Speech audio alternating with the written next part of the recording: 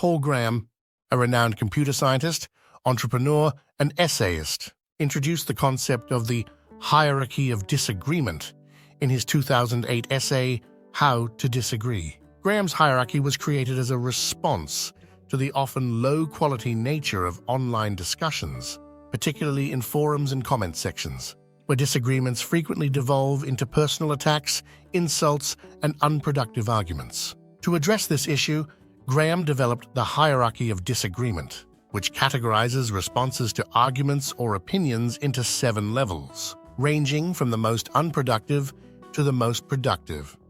Imagine you're in a discussion with someone when they suddenly make a statement that you disagree with. How will you respond? Let's find out which level of Graham's hierarchy you relate to the most. Level 1. Name-calling.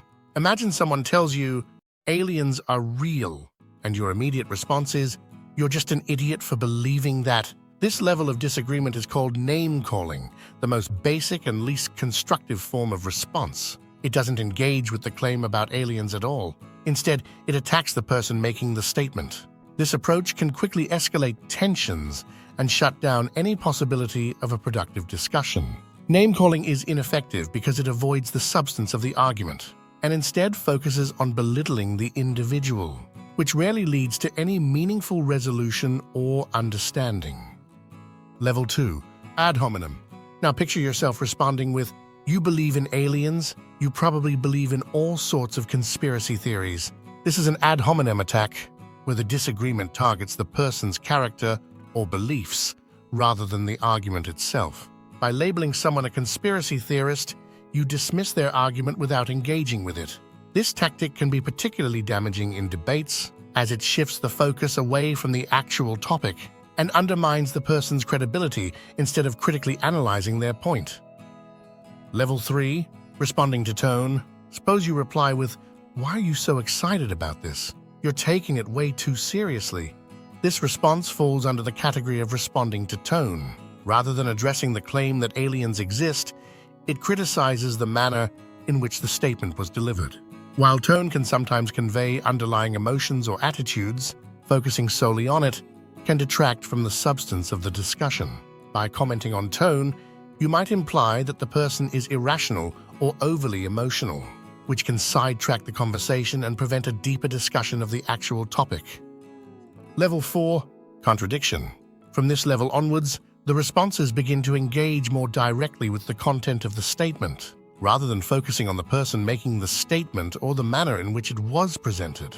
For example, responding with, that's not true, aliens aren't real, is a contradiction, a straightforward, unelaborated disagreement. It clearly opposes the original statement, but doesn't provide any reasoning or evidence to support the opposing view. Contradictions often come across as dismissive and can leave the other person feeling unheard or dismissed, which isn't helpful to a constructive exchange of ideas. By the way, responses based on levels 1 to 4 can possibly intimidate others. But how can you tell if you're unknowingly intimidating someone? Don't worry, we've discussed some signs of intimidation in a previous video, and we'll provide the video link in the description below. Level 5. Counterargument. At this stage, you provide a stronger response by offering a reason for your disagreement, such as, aliens aren't real because there's no solid scientific evidence to support their existence. Many of the reported sightings are explainable by natural phenomena or human error. This is a counterargument. It goes beyond mere disagreement by offering reasons and evidence against the existence of aliens.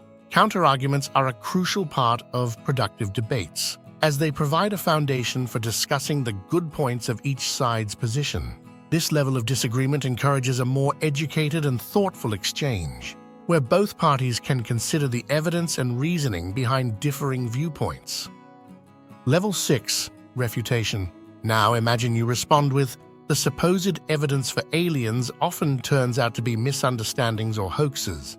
For example, many UFO sightings are later identified as aircraft or natural phenomena. Additionally, the scientific community has not verified any of the claims about alien encounters, making it highly unlikely that aliens are visiting Earth.